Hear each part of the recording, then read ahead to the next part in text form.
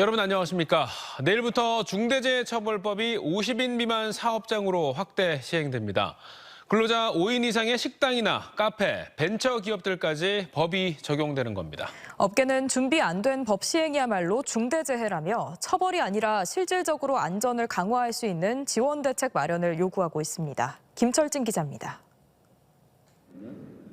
대전에서 모터기기 관련 연구개발을 수행하는 벤처기업. 중대재해처벌법 확대 시행을 앞두고 고민이 이만저만 아닙니다. 벤처기업 특성상 반복 업무가 아닌 수시로 바뀌는 작업 환경 속에 표준화된 안전 매뉴얼을 마련하는 것도 어렵기 때문입니다. 비슷한 업무들이 계속 이제 반복이 되면은 위험이 예상되는 것들을 이제 예측을 할 수가 있는데 약간 이제 그런 예측 불가능성이 좀 크다는 게 저희 같은 R&D 기업의 가장 큰 고충입니다. 27일부터 중대재해처벌법 적용을 받게 되는 5인 이상, 50인 미만 소규모 사업장은 전국적으로 83만 7천여 곳, 지역에서는 전체 사업장의 12%에 해당하는 5만 6천여 곳이 법 적용을 받게 됩니다. 이곳에서 일하는 노동자는 65만 2천여 명으로 지역 전체 노동자의 34%가 중대재해법 테두리 안에 들어오는 겁니다. 하지만 법 내용도 모르고 준비가 안 된 곳이 많아 소규모 사업장마다 비상이 걸린 상태입니다. 특히 중대재해 사고 발생 시 사업주에게 1년 이상 징역이나 10억 이하의 벌금이 내려지는 만큼 폐업 위기에 대한 공포심도 큽니다. 때문에 중대재해법 확대를 통한 처벌만 강화할 게 아니라 영세 사업자들이 실질적인 안전대책을 마련할 수 있게 지원을 강화해야 한다는 목소리도 나옵니다. 52만 기업들에게 맞는 재해방 기법, 재해방 프로그램을 개발을 해서 널리 이제 보급도 하고 홍보도 하고 지도도 하고 점검도 하고 그렇게 해나가야죠. 법 시행을 앞두고 대전 상공회의소 등 지역 경제계는 영세업체에서 부작용 발생 우려가 크다며 유예 법안 통과를 촉구했습니다. 반면 노동계는 50인 미만 사업장에서 중대재해의 60%가 발생한다며 유예를 요구하는 정부 여당을 규탄하며 즉각 시행을 요구했습니다. TJB 김철진입니다. 충남도가 서천 특허시장 화재 피해 상인들의 일상 복귀를 돕기 위해 사회복지 공동모금회를 통해 다음 달 16일까지 성금 모금 운동을 진행합니다. 어제 서천군에 5억 6,400만 원의 긴급 재구호비를 전달한 충남도는 피해 상인들에 대한 지방세와 공공요금 유예, 감면 등 지원 대책을 검토하고 있습니다. 아울러 임시 상설 시장을 개설한 뒤 소비자 단체 협조를 받아 판촉 행사를 진행하고 시장 신축에도 신속하게 나선다는 방침입니다. 한편 서천 특화시장 주변에서 매 2일과 7일 열리던 5일장은 주민 안전을 위해 오늘부터 잠정 폐쇄됐습니다. 최근 우리 지역에서 부모가 어린 자녀를 살해한 뒤 자신도 극단적인 선택을 하는 사건이 잇따르고 있습니다. 자녀를 자신의 소유물로 여기는 그릇된 인식 때문이라는 지적 속에 일반 살인죄가 적용되는 비속 살해에 대한 양형 강화와 함께 실태 조사가 필요하다는 목소리가 높습니다. 이수복 기자의 보도입니다. 지난 14일 세종시 한설동의 아파트에서 발생한 화재. 40대 부부와 10살 딸이 전신 화상을 입고 병원으로 옮겨져 치료를 받았지만 열흘 전 10살 딸이 결국 세상을 떠났습니다. 화재 현장에서 20리터 크기의 기름통이 발견되면서 부모의 방화 가능성이 큰 것으로 알려졌습니다. 한 서너 군데 방, 거실, 안방 이런 식으로 지금 되고 있는데 화재 패턴으로 이어졌는지는 지금 조사 중에 있습니다. 지난 9일 태안에서는 부부가 차에서 일형 당뇨를 앓는 딸에게 수면제를 먹인 뒤 번개탄을 피워 극단적인 선택을 했습니다. 이처럼 자녀의 생명을 빼앗은 뒤 자신도 삶을 마감하는 일이 잇따르는 이유는 자녀를 부모의 소유물로 여기는 그릇된 인식이 여전하기 때문입니다. 본인들이 어떤 극단적인 선택을 하면서 아이를 데려가야 되겠다라고 생각하는 것은 이건 정말 완전히 이기적이고 가장 잔혹한 저는 아동학대라고 생각을 하거든요. 가중처벌을 받는 전속살해와 달리 부모가 자녀를 살해하는 비속살해는 일반 살인죄로 분류돼 따로 통계조차 없습니다. 대부분 경제적 부담이나 간병 부담을 이유로 비속살해가 벌어지는 것으로 추정만 할 뿐입니다.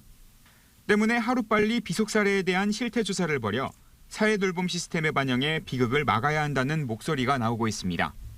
사회 안전망이 아이들을 지켜주지 못할 것이다라는 어떤 불신 때문에 그런 잘못된 아주 나쁜 선택을 하게 되는 것 같기도 해요. 전속 살해와 마찬가지로 비속 살해도 가중처벌하도록 하는 형법 개정안 5건이 국회 상임위조차 통과하지 못한 상태여서 비속 살해의 양형 기준을 높이기 위한 노력도 시급한 상황입니다. TJB 이수복입니다.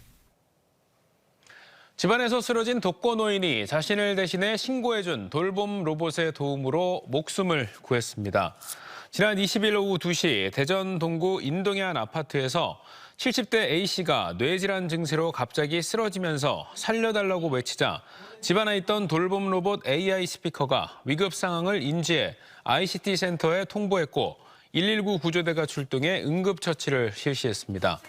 이 AI 스피커는 대전도시공사가 지난해 4월 고독사 예방을 위해 영구 임대 아파트에 설치 운영 중인 돌봄 로봇으로 공사 측은 향후 서비스 대상을 확대할 방침입니다. 밀린 술값을 독촉하는 업주를 살해한 혐의로 기소된 48살 A씨가 2심에서도 1심과 같은 징역 12년을 선고받았습니다. A씨는 지난해 5월 16일 서산시 읍내동의 한 주점에서 1,200만 원 상당의 밀린 술값을 독촉하는 41살 업주를 미리 준비한 흉기로 찔러 숨지게 한 혐의로 재판에 넘겨졌습니다. 대전고법 형사 1부는 인터넷에 살인 관련 키워드를 검색하는 등 살인의 미필적 고의가 인정된다는 원심의 판단이 합리적이라고 봤습니다.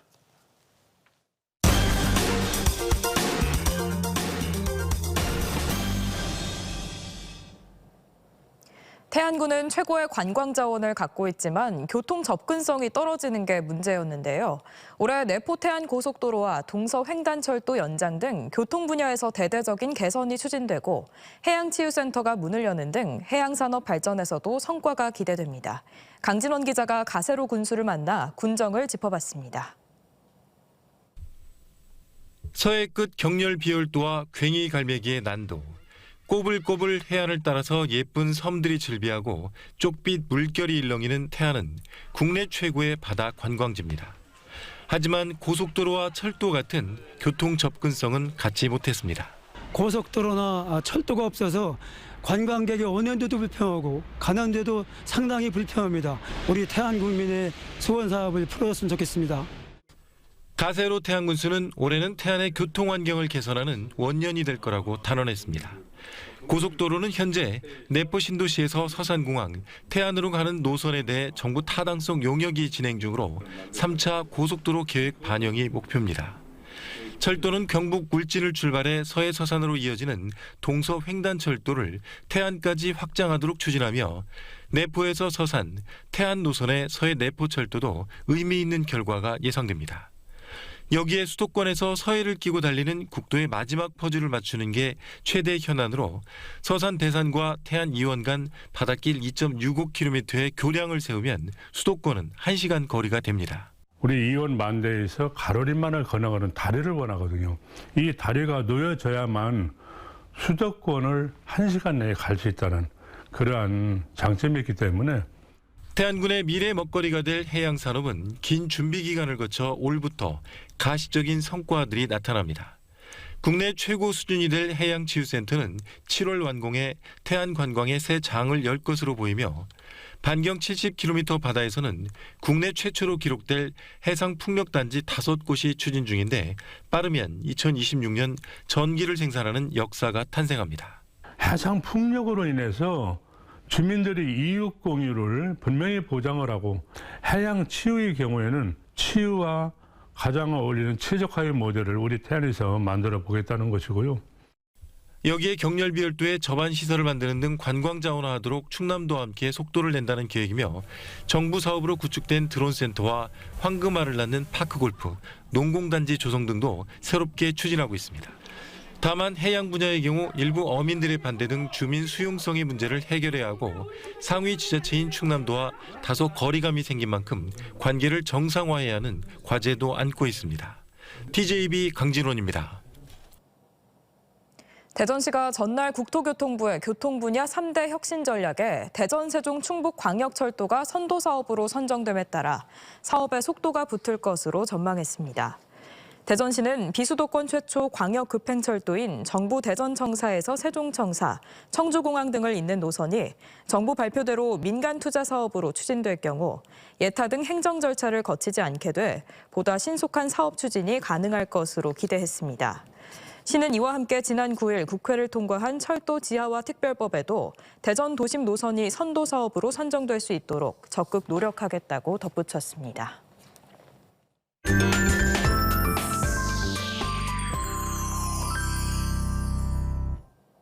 새해 첫 달인 1월도 어느덧 끝자락입니다. 연초 다양한 소망과 계획 생각하셨을 텐데 소원을 주제로 한 전시를 통해 다시 한번 새해 소망 품어보시는 건 어떨까요?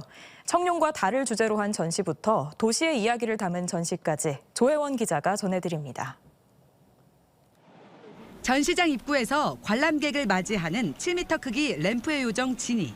모두의 소망과 염원을 들어줄 것 같은 지니 앞에서 관람객들은 사진을 남깁니다. 섬유 작가로 알려진 김지영 작가가 갑진년의 상징인 커다란 용을 표현한 용기어 소사라.